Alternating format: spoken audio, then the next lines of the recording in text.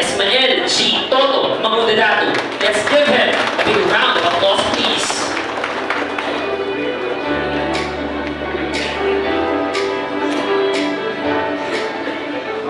Thank you so much. Auzubillahi minasyaitonirrajim. Bismillahirrahmanirrahim. Assalamualaikum warahmatullahi taala wabarakatuh. Nung marinig ko yung turnover, ito mga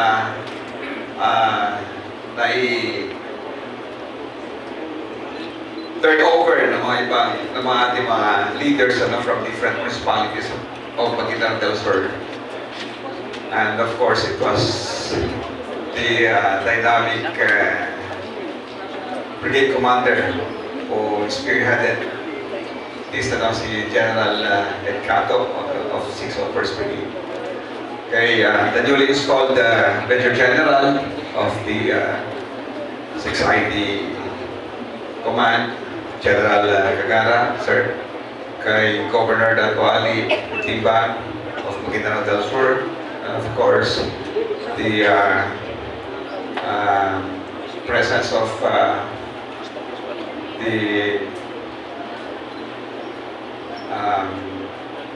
delegate from OPAPRO, Dr. Buscano, and other battalion commanders who are with us today, and the provincial director, Sultan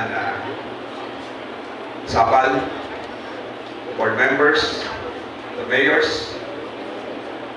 Nung marinig ko ito kay Governor, hindi ako nagdalawang isip nung last week, pati kay Dato Nathan, no? Sabi ko, attend ako. Oh. Kasi, yan na tulad nung sinabi ni General Cagara kanina, na bawat isa sa atin ay deserve niyang ma-witness ano ang development na pamamahagi ng ating gobyerno. Deserve ng bawat isa sa atin ang hindi noise of fire kung hindi melancholic rhythm of songs na marinig natin. Deserve din ng ating mga kabataan na ma-educate at deserve natin lahat na magkaroon ng matagalang pagkapepaan. Alam niyo sa Krabi, Thailand, kung ano man yung nakita natin at naranasan natin dito na gulo, halos pareho lang to sa outskirt ng Thailand. More than 80% of the population of that place ay Muslims. Nagbago sila, sinuko nila yung mga baril nila sa gobyerno, development ang sumunod. Naparal nila yung mga anak nila. Ang problema nila ngayon, kung paano babalik yung mga kabataan. Dahil ayaw na nila magsaka, ayaw na nila mag-farm. At yung lugar na yon, kinatatakutan dati. At nung mapayapa na yung lugar, nakita na yung development, and most of the children went to school, pumunta doon si Sean Connery. Doon siya nagdaos ng kanyang filming sa Krabi, Thailand. Napuntahan ko yung lugar na yun nung ako'y governor pa. Dahil yung iba sa ating mga seedlings ng oil palm na pinamigay doon ng probinsya, doon ko kinuha sa Krabi, Thailand. Bukod doon sa Felda na galing Malaysia. Kung po pwedeng may mapuntahan ng mga board members natin, mga official natin, puntahan nyo yun. Puntahan ni Governor, puntahan ni Vice Governor, para makita kung ano yung sitwasyon ng lugar na yun. Yung mga viewers natin, yung mga leaders natin na galing dito. Dato na, kung pwedeng papuntahan yung lugar na yan, kasi ma-amaze ka doon sa sitwasyon nila ngayon, sir. Wala na ako may bahay. Halos yung bahay doon, walang bakod eh. Oo. Ibig sabihin, mapayapa yung sitwasyon doon.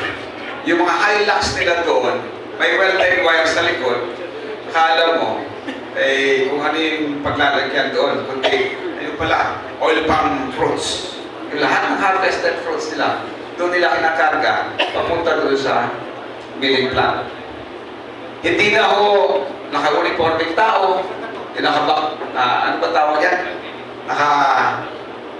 Yung sa, anong tawag yan sa atin? Yung angkas. Backride. Kundi prutas na mga sakaan nila.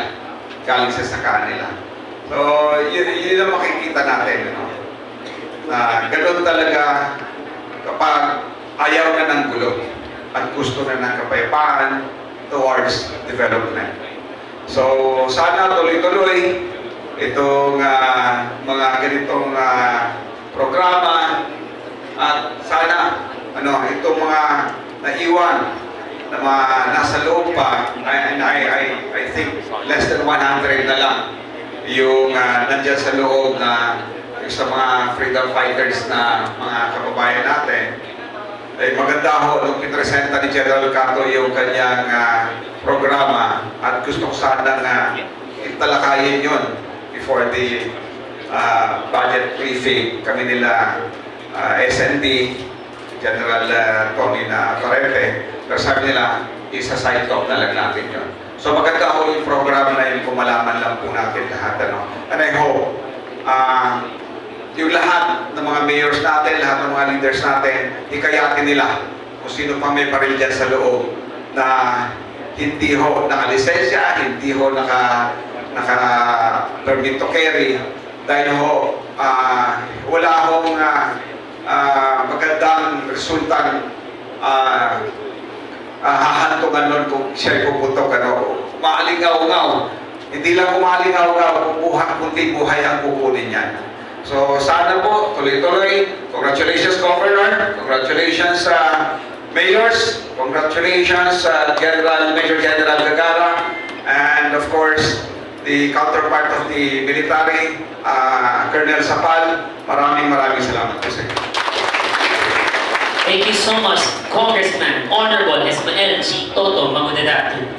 This event would not have been possible without the unwavering guidance of a governor whose leadership is rooted in compassion, sincerity, and service that truly has heart, serbisyo may puso.